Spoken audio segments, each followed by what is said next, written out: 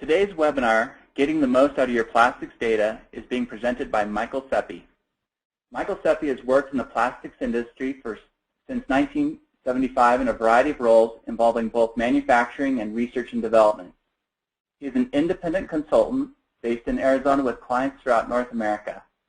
He assists clients with material selection, designing for manufacturability, process optimization, troubleshooting, and failure analysis. My name is Britton Taylor, and I'll be moderating this event. I'd like to now turn the presentation over to Mike Sepe. Thank you, Britton, and good morning, everyone.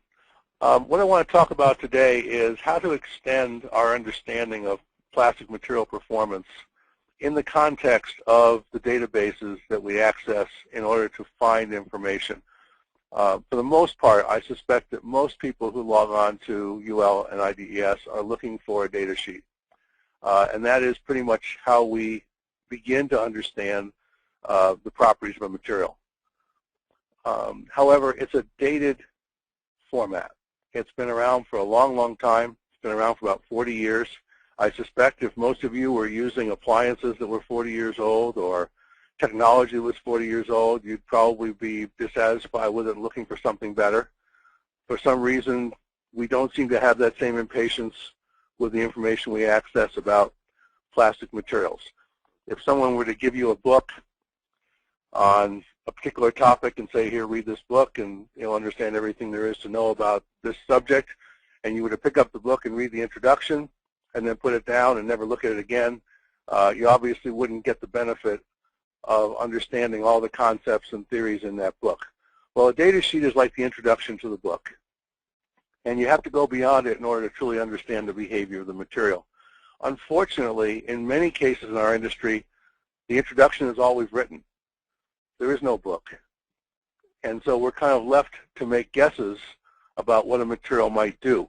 Now, 40 years ago, for the most part, we were making low-impact products. Low-impact meaning things that if they didn't work, didn't have a huge influence on our environment, didn't have any great consequences if they failed. When I first started molding plastic parts, we were molding literally flower pots. We call it gardenware. You know, things that were just going on people's windowsills or in their backyard. We'd fill them with dirt, put some flowers in them, and we didn't have to expect much from that product. Today, we're making products for medical device, we're making products for aerospace, we're making products for automotive. Obviously, these markets are far more sophisticated. Proper functioning is much more critical. And we need to have a better handle on what our materials are able to do, and more importantly, what they're not able to do. And so we need to go beyond what we've been doing in the last 30 or 40 years, which is basically that data sheet. To kind of set the stage for this, some of the things that we need to understand about plastic properties, they change with temperature. They change with time. They are largely nonlinear. And they can and will be influenced by many of the application conditions to which they are exposed. Something as simple as putting a product outside and exposing it to ultraviolet light can have a significant influence on the long-term behavior of the material, depending upon whether or not it's been properly prepared with stabilizers for that environment. And many of the people I work with, even though they've been working with plastic for a while, their training is in metals. And they find themselves in a world where things occur with these materials that are very bewildering if you're used to metals technology. Metals are a much more predictable class of materials for a lot of reasons we don't have time to go into today. Suffice it to say that plastics present a much greater variety of responses to their world than metals do, and usually for the worse when it comes to performance. We usually get less from these materials in the long term than we are led to expect based on the short term. And one of the best ways that we can understand that disconnect between short-term performance and long-term performance is to have graphical data rather than tabular data. Graphical data presents relationships between inputs and outputs, and in plastic materials, this is absolutely critical. So what do we get from the data sheet? We basically get mechanical properties at some catastrophic point such as yield or break. Obviously, if we have a part we're designing, we don't want the material to go into yield. We don't want it to break.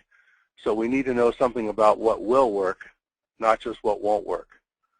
We typically get values for mechanical properties such as strength, such as modulus, such as impact resistance that are almost always quoted at one temperature, and that temperature is room temperature. Occasionally, a material supplier will provide you with a little more insight. Some resin suppliers over the years have been fairly good about, for example, providing tensile strength values at, let's say, 3 or 4 temperatures. One typically will be below room temperature. There might be a couple above room temperature. But it's difficult to get a feel for the entire continuum of behavior just by looking at 2 or 3 or 4 points. We get thermal properties near the point of failure. Heat deflection temperature or deflection temperature under load or Vicat softening, these are typically the values that are on the data sheet. These are values that are usually within a few degrees of when the material is going to go through complete melting or softening. And consequently, don't give us really any insight into what the long-term performance characteristics of the material are going to be. All of these numbers that are on the data sheet are points on a curve. And what we need to be better about is asking for, demanding, in fact, those curves so we can see where these points are and we can see the rest of the curve, because understanding the long-term performance of materials is really about being able to view the entire continuum of behavior, the relationship between stress and strain, the relationship between modulus and temperature, things of that sort. So what else is available? Well, if you look hard enough, and if you search around for what is out there, you will find stress-strain curves. And more importantly, you'll find stress-strain curves at different temperatures, because as we change temperature, we change the shape of the stress-strain curve. As temperature goes up, strength goes down, modulus goes down, ductility goes up. Impact performance gets better. We can find modulus versus temperature curves, which give us the continuum of behavior that usually we're only seeing in points. We can look at coefficient of expansion data, and we'll talk about why that's significant. There's another way of doing impact tests that give us graphical outputs, not just numbers on a data sheet. These are called instrumented impact. Thermal properties with temperature. Isochronous stress strain curves. If you're doing FEA, this is a data set you have to have in order to do good FEA. One of the sad things about FEA is we spend a great deal of money on the software and a great deal of time modeling the part, and then we plug in irrelevant property data, and we get bad predictions because we don't have the right numbers to plug into the software for the material properties. Viscosity versus shear rate data, this addresses processing, and we'll talk about that at the very end.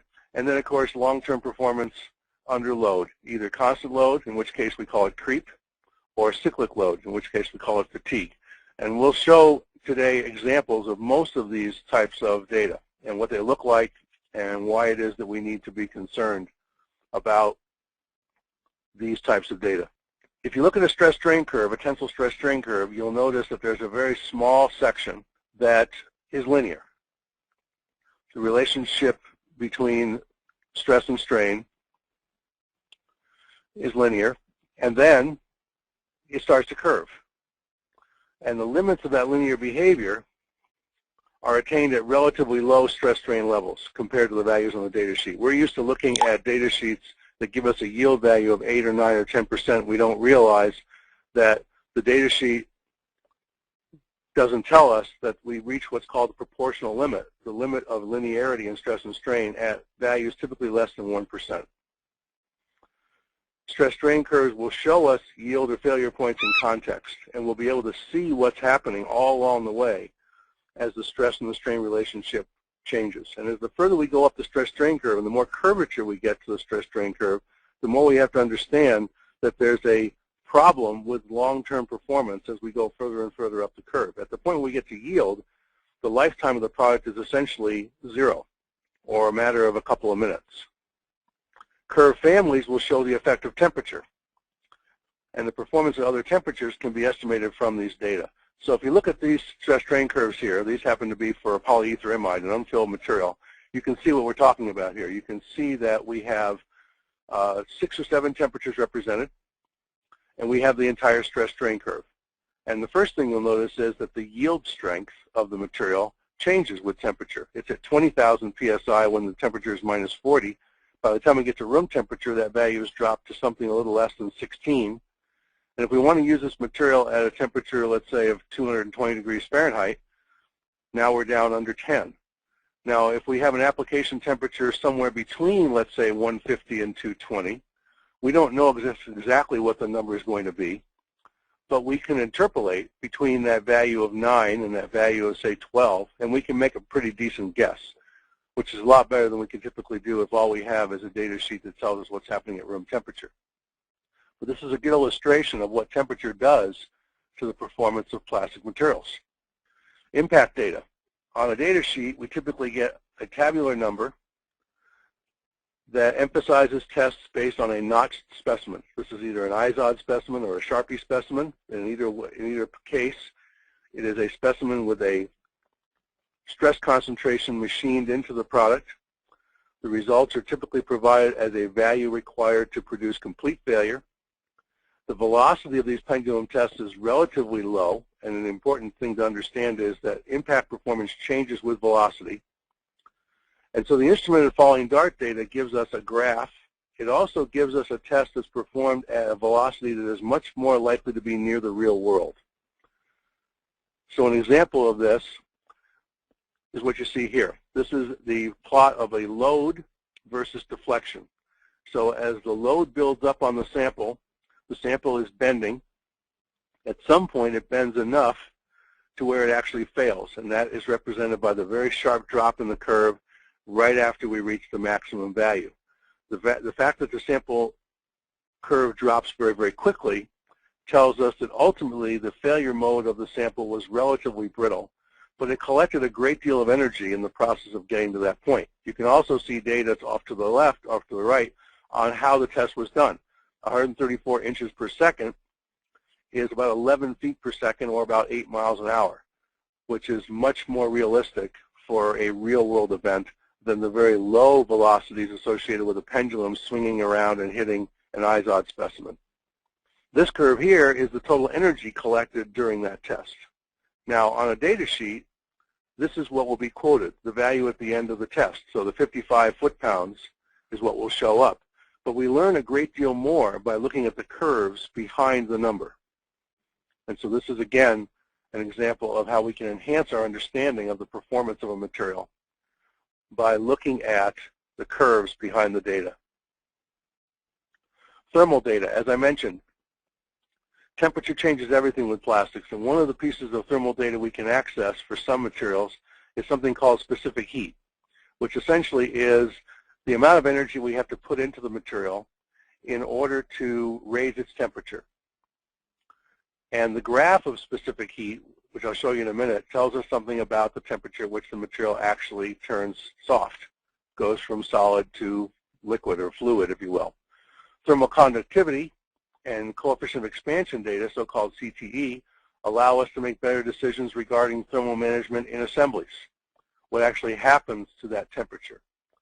And then viscoelastic properties give insights into the long-term performance under constant or periodic stress, something which is very important to understand when you have a situation such as you do in automotive where a part is being used at an elevated temperature, and the expectation is that it's going to be able to last for years under those conditions.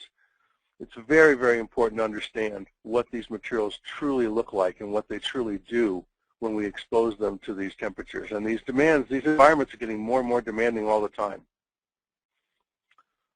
Here's a graph of specific heat as a function of temperature.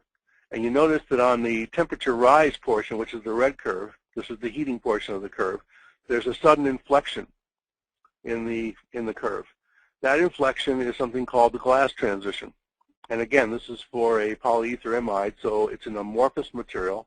So the glass transition essentially represents the softening temperature for the material.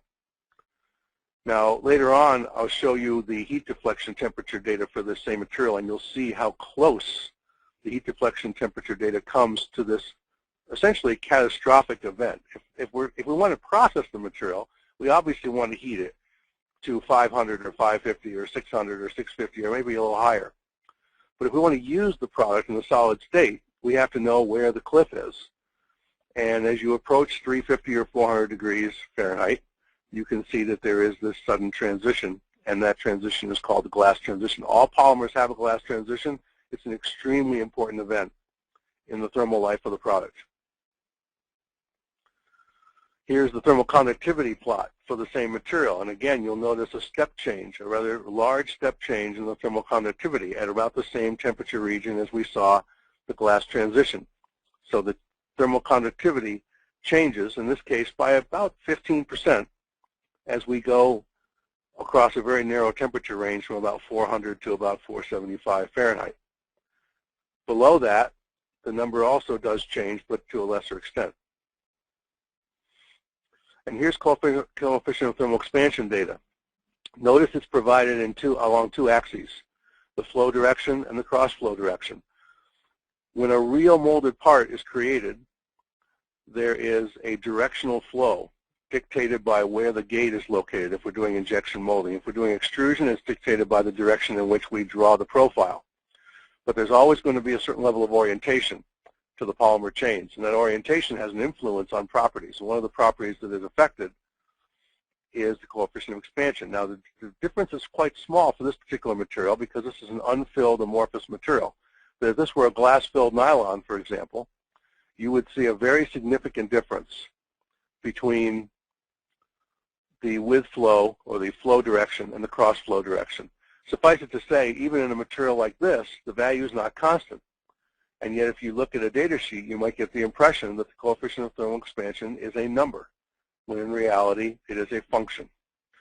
Now, dynamic mechanical analysis is one of the most important tools we can use for understanding the performance of a material. And what it basically does is it measures the viscoelastic properties of a material as a function of temperature. Now, we could easily spend a couple of days just talking about what this one technique can do.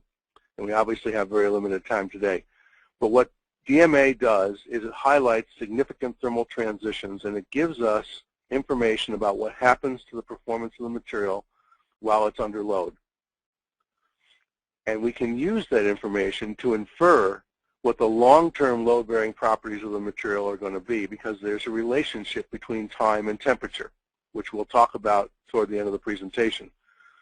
And so when we talk about long-term properties, we're talking about things like creep and fatigue. And creep and fatigue are two of the major reasons why plastic parts fail. This replaces deflection temperature under load as a more complete assessment of elevated temperature performance. So here's a DMA curve for this same amorphous polyether amide. And what I've done here is I've annotated on the curve where the deflection temperature under load values show up on the curve. There's a deflection temperature under load typically measured at 66 psi. There's another one measured at 264. You can see the one at 66 psi is actually right smack in the middle of this free fall that the material is undergoing as it reaches a temperature of around 400 degrees Fahrenheit. The two green lines highlight the glass transition region. It's a region about 50 degrees wide, and in that 50 degree Fahrenheit span, the material properties change by about 2 orders of magnitude. So at 66 psi, we're already well into that transition. At 264, we're about to enter it. And if you attempt to use this material at either of these two values, and there's any kind of a load involved, what you'll observe is very, very rapid and catastrophic creep. Or if you're doing fatigue, you'll see very, very rapid failure under cyclic loading. And people who work in very demanding markets such as aerospace have come to understand that the further you move back away from that cliff, the longer you can expect the product to last. And really, lifetime in materials like this is all about the gap between your application temperature and this catastrophic cliff. Now imagine if you had a curve like this for every material that you're designing with, rather than just trying to rely on these 2 points. And you can kind of see some of the benefits of what we're talking about. Fatigue is another thing that we have to really consider the long-term performance parameters and the implications of. This happens to be for a glass-filled nylon, 35% glass fill. Now the tensile strength of this material at room temperature, if you relied on a room temperature tensile yield value for making your design decisions for this material, you'll see a value somewhere in the low 30,000 range, 31, 32, 33,000 psi. These tests were done at 100 degrees C. They are done over a period of cycles that go anywhere from as low as 400 to as high as 300,000. And you can see that there's a significant loss in performance as you go through this cycling. And again, this is what fatigue does for all plastic materials. It lowers the expectations that we have for the material's ability to perform. And this is the kind of data that we need in order to make good decisions about how we're going to use the material. Now, this is one snapshot of one temperature. Obviously, if we have multiple temperatures, we will see different things. Lower temperatures will see better strength. Higher temperatures will see worse strength. The curves will all have more or less the same shape. We need to populate these graphs with a little more information in order for it to be widely useful, but it at least gets us thinking in terms of the various influences that are out there that might be affecting the performance of our product. Creep is the other piece of the long-term performance scale. Now, here are some short-term, relatively short-term creep curves. Again, this is for the unfilled polyethylamide, and you'll notice there are several different temperatures that are represented. There are also different stresses that are represented, and you can see that both the increase in temperature and the increase in stress increase the accumulated strain, or the so-called creep strain, that develops on the material over time. Now, at some point, this creep strain will reach the yield strain, and at that point, we expect the material to fail or to fail very soon thereafter. If there are chemicals present in the environment that can act as what we call stress crack agents, those chemicals will accelerate this behavior, and the material will reach the point of failure that much sooner. Environmental stress cracking, I mentioned before that creep and fatigue are two of the largest reasons why plastic parts fail. The third one, and actually the one that's most important in this picture, is environmental stress cracking. Environmental stress cracking is essentially creep accelerated by the presence of a chemical agent. So here we have a picture, albeit a limited one, but much better than what we typically get, of behavior over a period of 100 hours when the material is placed under specific stresses at different temperatures. And you can see that the curve that's showing the largest problem, or the largest tendency to head towards some kind of a failure, is the one at 250 degrees Fahrenheit at 4,000 psi. That's the one that's got the greatest slope and is rising the most rapidly. But the reason the ones at 349 don't seem to go as quickly is because the stresses are lower. We'll come back to this data near the end of the presentation to show you how we can actually use it with even greater utility than even what you see here. Because 100 hours obviously isn't very long. Most of the time we have lifetimes that are 1,000 hours, 10,000 hours, 100,000 hours. The question is, how do we get good data on long-term performance without doing long-term testing? I mentioned isochronous stress strain curves. These are what's needed for finite element analysis. If you're doing FEA, this kind of data is very important. What it basically does is it connects the variables of stress and strain and temperature and time. Now again, the data here is relatively limited. It's only 2 temperatures, but it does provide us with curves for 4 different time frames, from 10 hours to 10,000 hours. And it compares it to a short-term stress strain behavior. So if you look at the 73-degree family of curves, you'll notice that as the time frame gets longer, the slope of the curve becomes shallower. This basically tells us that the strain is collecting and accumulating that much faster, or to that much greater of a degree over time. And in order to do a good job with FEA, you really have to have this kind of data. Now, I mentioned before that there's a relationship between time and temperature. So whatever happens to a material as a function of increasing temperature also happens at a fixed temperature as a function of increasing time. And we actually have developed tools for quantifying that relationship between time and temperature. So I'll show you the theory behind this, and then I'll show you an application that will give you an idea of how this can be used, even with data that's been generated over a relatively short period of time. What we're looking at here is a series of short-term creep tests. These creep tests were run for a period of only about 30 minutes. They were run at a variety of temperatures, beginning at 100 degrees C, and in 5-degree increments going up to 135 degrees C. They are plotted, as creep data typically is, as creep modulus or apparent modulus as a function of time. And you notice the curves are log-log because the math that describes creep behavior is better suited to a logarithmic expression than it is to a linear expression. The previous curves you saw were plotted in a linear fashion. Now, this is one way of talking about creep.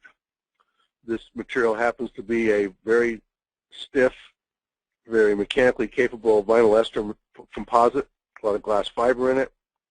It's used as a material to replace wood decking on aircraft carriers. And the reason this testing was done was to establish the fitness for use of the material at the kinds of conditions that the material might see when it's being used in the real world. What we typically want to do now is we want to understand the long-term behavior of the material at 100 degrees C, which is the lowest temperature at which these creep tests were run. And we don't want to do a long-term test at 100 degrees C. We want to leverage the elevated temperature data in order to understand the long-term behavior at 100 degrees C. And we do this with a technique which is known as time-temperature superpositioning, which is a long way of saying we're going to take the data that was generated at the higher temperatures and we're going to move it horizontally until it lines up with the curve generated at 100 degrees C, the so-called reference temperature. And you can see that as we do that, we have to move each successive data set further and further to the right. And since the x-axis is time, as we move the data sets further to the right, what we're essentially doing is we're making a prediction. So this is the curve in the process of being constructed. And you can see we have 4 more data sets that we still need to move. And then when we're all done with the creation of this curve, we have something that looks like this. And you can see that the curve is now extended out past 100,000 hours using data that took a relatively short period of time to collect. And what we are now looking at is a prediction of long-term behavior at 100 degrees C generated using short-term data at elevated temperatures. And this is basically leveraging the knowledge about these materials that what can happen in a short period of time at a high temperature can also happen over a long period of time at a lower temperature. Now, this is one way of talking about creep, by looking at something called creep modulus or apparent modulus. Most of the time, people want to know about strain versus time. The relationship between modulus and strain is basically a connection through stress. So when we talk about modulus, we're usually talking about a ratio of stress and strain. When we talk about apparent modulus, we're talking about a constantly applied stress over a period of time divided by a value which is ever changing. And it is made up of an initial strain, which is typically a characterization of the stiffness of the material, and then something called creep strain. And that creep strain is the value that's increasing with time. So in order to turn apparent modulus data into strain data, what we really need to do then is plug in a stress. Now, much of the data that's available in the database that we've been talking about is available already as strain versus time. So all we really need to do then is perform the same operation we've been talking about on this data. All these data points were generated at the same stress, but at different temperatures. So you can see 89.6, which is 32C, 111, 129, 149. We'll go and look at just 2 of these temperatures.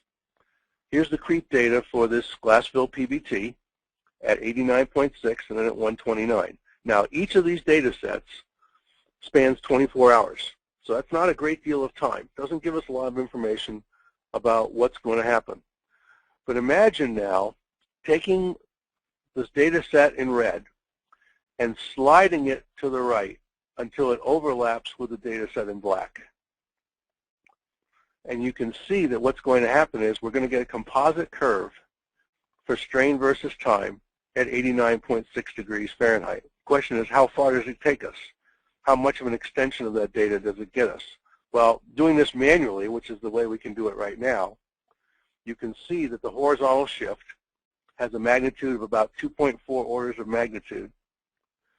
So the last data set, the last data point on the data set at 129 will now shift far enough out to where we now have a prediction that takes us out 7,000 hours. Now, this is just one example of what you can do with the existing short-term data, as long as it's generated at equivalent stresses. And if you go in and look at some of the data that's available, you'll find quite a bit of this information has been generated at the same level of stress and therefore is transposable in this fashion. So it's an extension beyond what was even intended, I'm sure, when it was put into the database, of our ability to use long-term or short-term data in order to produce long-term performance values. If we had more temperatures, obviously, we could do more extension. If I had a data point at, say, 170 or 180 degrees Fahrenheit, we can imagine it would be somewhere above the red curve, and therefore it would be able to be shifted even further to the right so as to produce a prediction that would go out even further. But even with this one example, we've taken 24-hour data generated at a higher temperature and used it to create a prediction that goes out nearly a full year.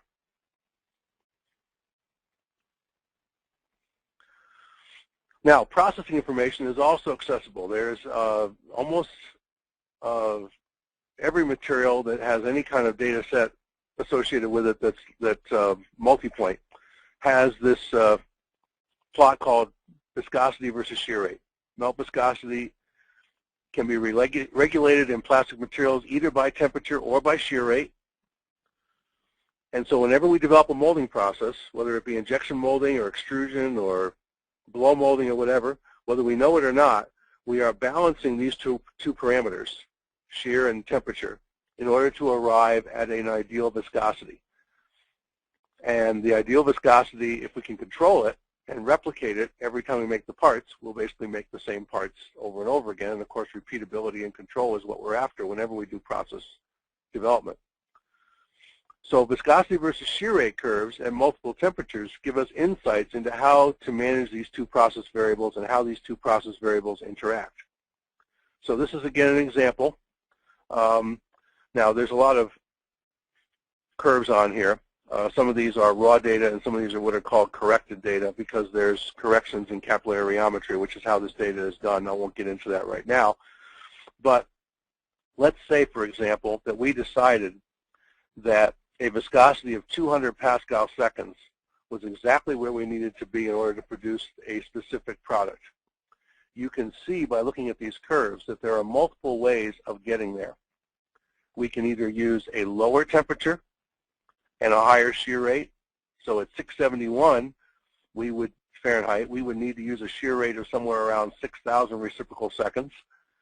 If we wanted to heat the material up to 725, we would be able to use a shear rate which is about 50% of that. Now, shear rate is controlled by two variables. It's controlled by the rate at which we inject the material into the mold, or the rate at which the material flows at any given point in the flow path. And it's also regulated by the geometry of the flow path. How big is the opening that the material flows through?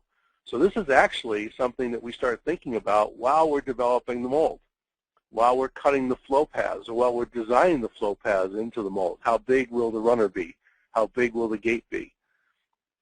How thick of a wall do we have to have in order to fill the part?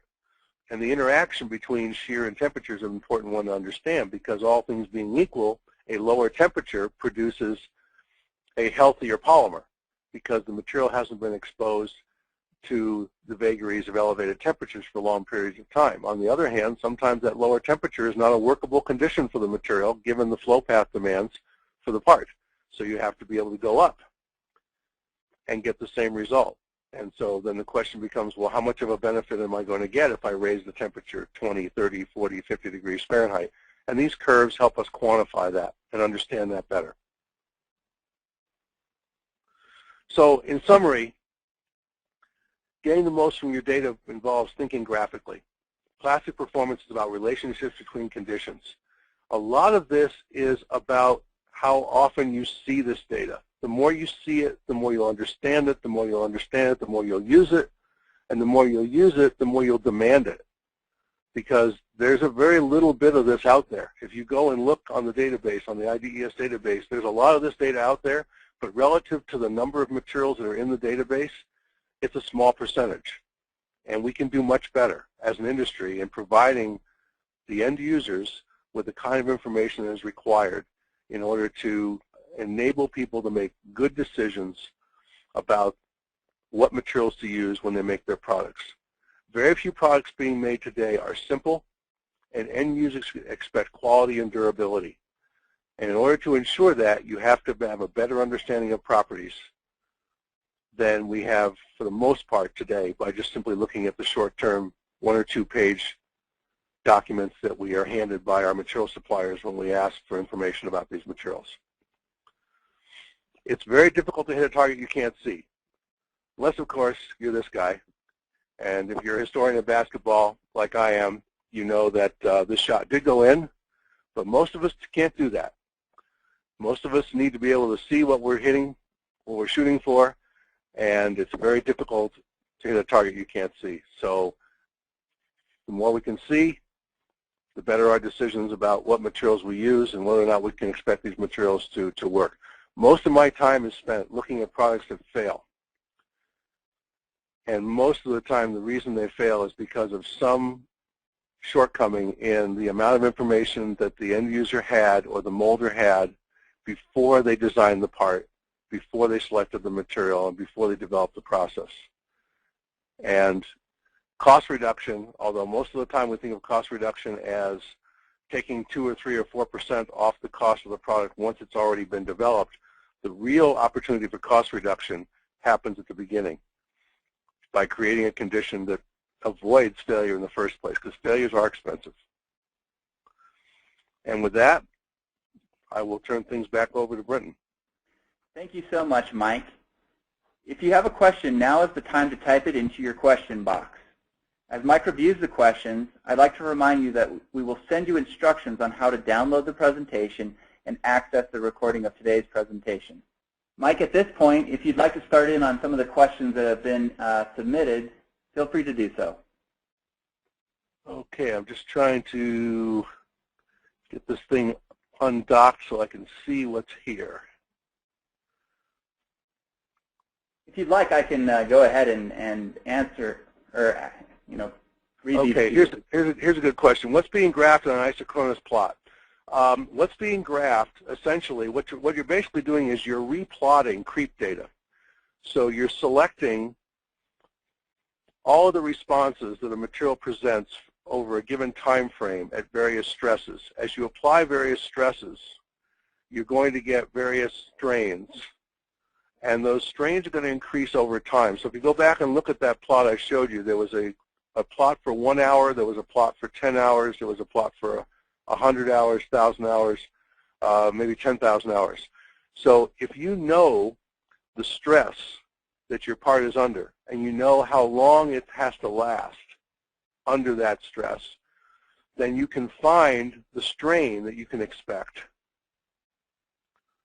by just looking at that stress strain curve. So let's say your application is going to last 10,000 hours. You take the 10,000 hour curve, you find your stress, and then you find your strain. Now the question is that strain something you can live with? Is that strain, first of all, within the realm of what the material can handle without failing? That's number one. Or perhaps that strain involves a deformation that causes the part to interfere with a mating part. I've got a company I'm working with right now that has a very, very tight envelope they're working in for a product they've been making for a long period of time. All of a sudden, this thing's being sandwiched into a much smaller space than it ever has been in before. And so now the concern isn't so much about will it creep. It's will it creep enough to where it starts to interfere with the surrounding product, with the surrounding parts in the assembly. Because if it does, that presents an additional stress on the material. So the question is, how do you get good information on what can be expected over the long term at some specific temperature when you're under a specific stress? And isochronous stress strain curves are the way to get that. Okay, here's a question about instrumented impact data and how it's collected. How it's collected is you have a TUP, a device that strikes the sample. Basically, we're talking about a plaque or a disc which is struck on the flat surface. It's mounted into a fixture, so it's held in place. And this TUP basically has a radius on the end of it. Typically, it's a ½ inch radius or a 1 inch radius. And this thing comes down and strikes the sample. Inside that TUP is a transducer. So you've got 4 or 5 wires. You have a Wheatstone bridge, basically. And it's feeding information back to a computer. Not quite in real time, but almost in real time, as the TUP is interacting with the sample. So as the load develops on that sample, as the TUP starts to press against that material, the load is developing, and the information about that load is being collected. And that was the first curve you saw. The energy is really more or less the area under the load curve. So you notice that the energy curve was flat at the beginning and then flat at the end. And then in the middle, when the load was being collected, that's when all the energy was being created. So today the instruments, I think, are capable of collecting about 4,000 or 5,000 data points per event. Most of these impact events take place in the space of about anywhere from 5 to 25 milliseconds. So there's a lot of data points characterizing the curve. And what will typically happen is your computer will typically display the curve just a couple of seconds after the event is done. So you basically have a way of monitoring the velocity of this device as it's traveling downward. Normally we rely on gravity to get the speed we want, but there are devices you can buy that actually have a spring assist that will actually launch that tower at some specific speed so that you can achieve velocities that are important to, for example, the automotive industry. Automotive requires impact to be performed at 2 speeds, 2.2 meters per second, 6.6 meters per second. That's about 7 miles an hour and 20 miles an hour. Why do they care about that? Because they understand that sometimes a material will be ductile at the low speed, but brittle at the high speed. And so you want to be able to change speeds in order to collect different amounts of data. But anyway, that's the short explanation of how that data is collected.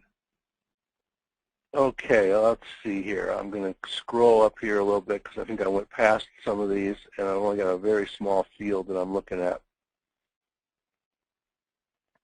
How effective is the time, temperature, and superposition analysis in evaluating semicrystalline thermoplastic materials? Good question. If you read the textbooks on time, temperature, and superpositioning, what they will tell you is this only works for amorphous materials. That's the theoretician's view. When you actually get out in the real world and you try this technique on semicrystalline materials, it turns out it works very well for semicrystalline materials. However, you have to mold specimens that are structurally stable in order to make good use of time, temperature, superposition. If you produce a test specimen that is not fully crystallized, as you begin to heat it during the course of the experiment, crystallization will begin to occur that should be there when the test starts. And if it starts to occur while you're doing the test, it's going to interfere with your experiment, it's going to skew your data, it's going to cause you problems. However, if proper attention is given to the molding of the test specimens, there is nothing, absolutely nothing, that prohibits using this technique in semicrystalline materials, in cross-linked materials, but again, the structure has to be stable. In fact, in many cases, the bigger problem is with amorphous materials. The problem is a lot of the theoreticians never actually try the data out to see if it actually works.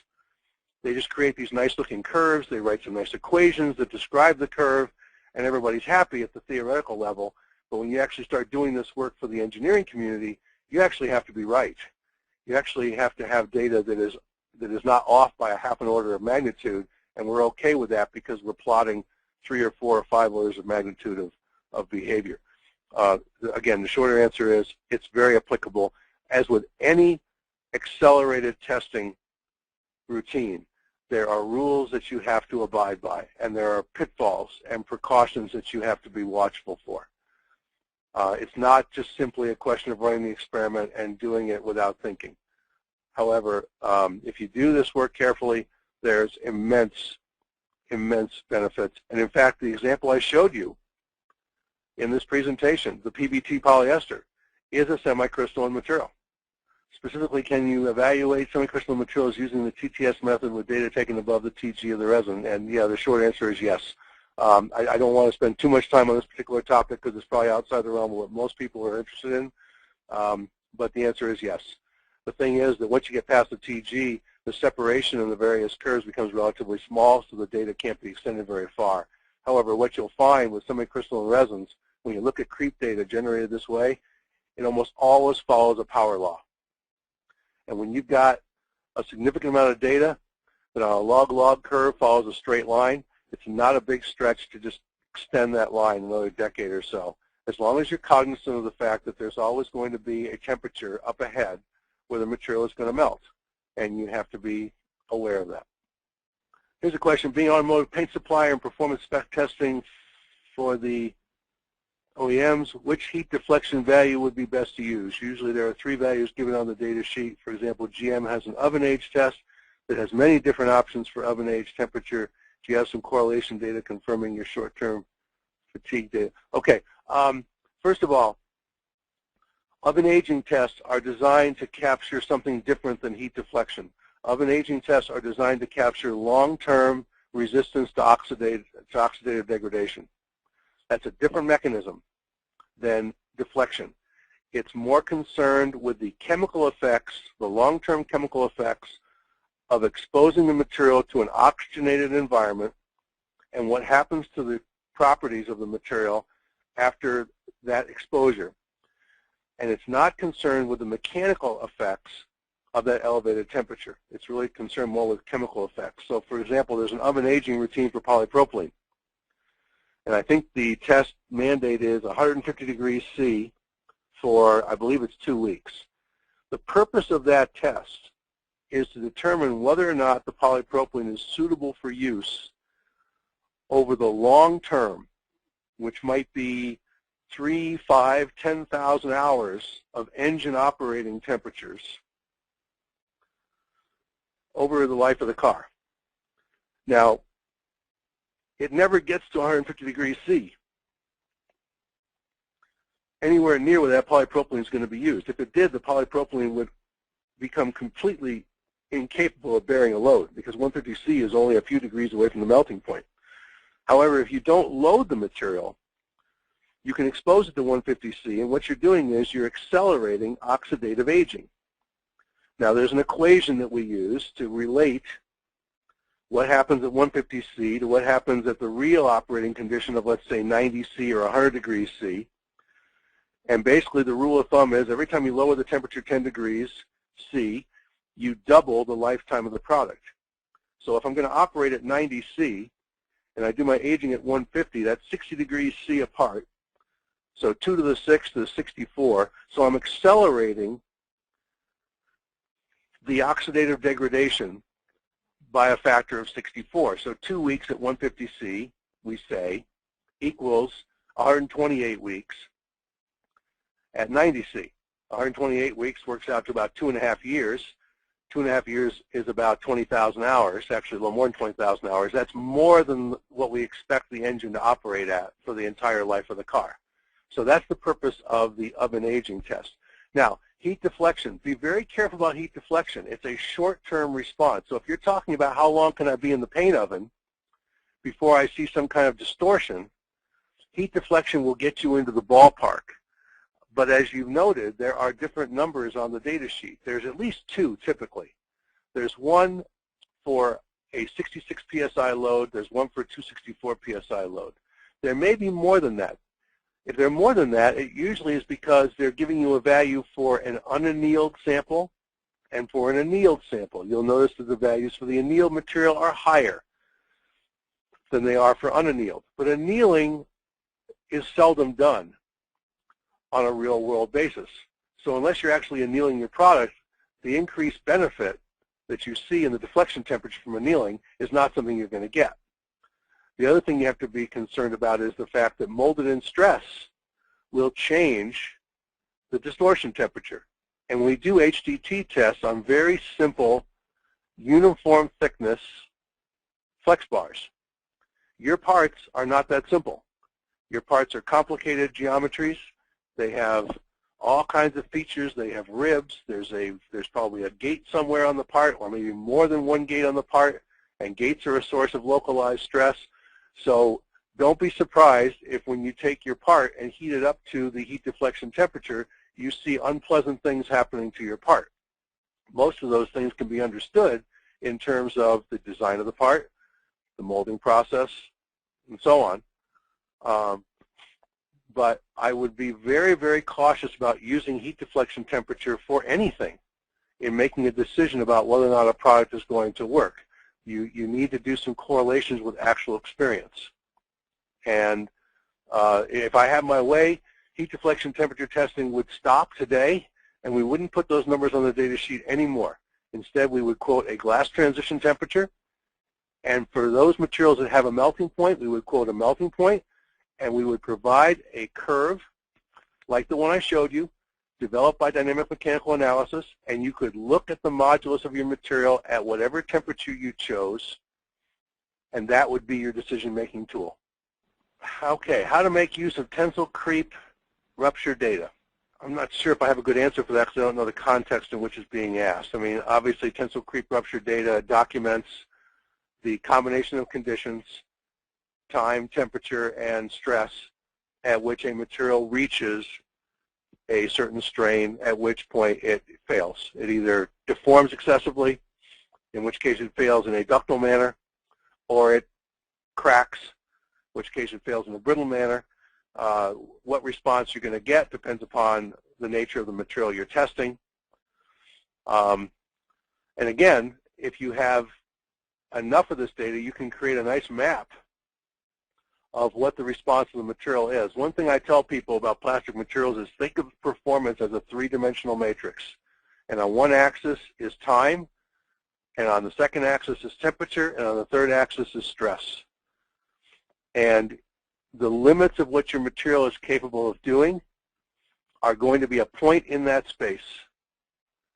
And if you change any one of those parameters, the point moves.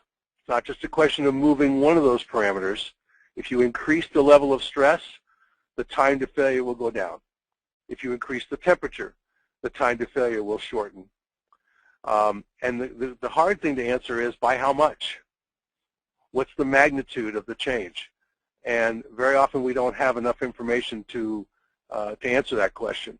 But these are existing technology questions. We don't have to invent anything new in order to answer these questions. We simply sometimes have to do the work. And I recognize that material suppliers are not as good about providing this data as they once were. And if you're working in the commodity industry, you don't have any of this data. Doesn't mean it isn't important to generate it. Sometimes you just have to do the work yourself. Well, thank everyone for attending today's webinar. We will be sending a link for the recording of today's event so that you can watch it anytime and share with others at your company. Thanks again, and have a great day.